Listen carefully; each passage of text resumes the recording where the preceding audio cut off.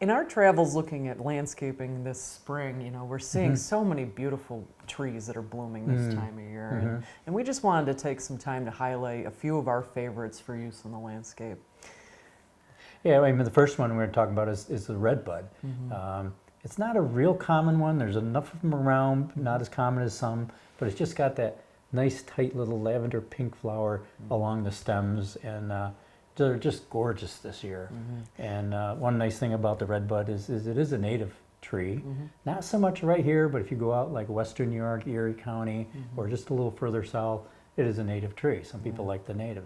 And that nice open airy canopy is pretty, especially if you have a perennial that blooms underneath it that's got some spring color. It can be really, really pretty. Yeah, and there's a couple of cultivars. One that has a maroon leaf, and there's another weeping variety that will give you that flowering too.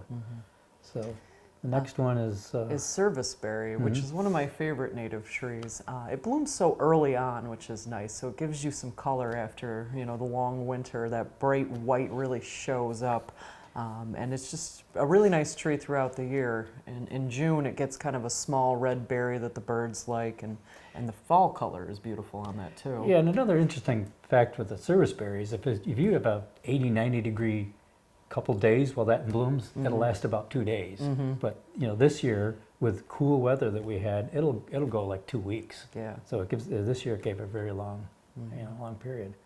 Yeah, we've had a very gradual warming this spring, which is nice, with not too many hard frosts.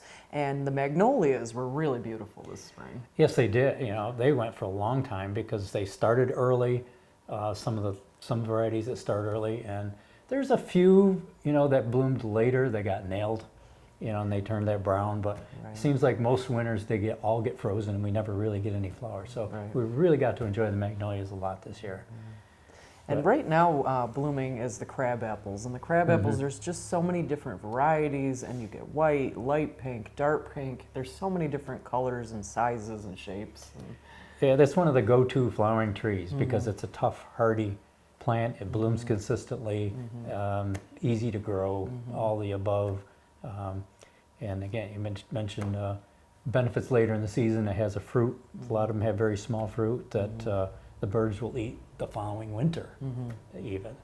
So if you have a very exposed or cold site, crabapple is probably going to be one of the hardiest choices for a flowering tree. Sure. So thank you for joining us today as we discuss some of our favorite spring flowering trees. I'm Liz Snyder. And I'm Jim Hotelling, the home gardeners from Hillside Garden Landscaping.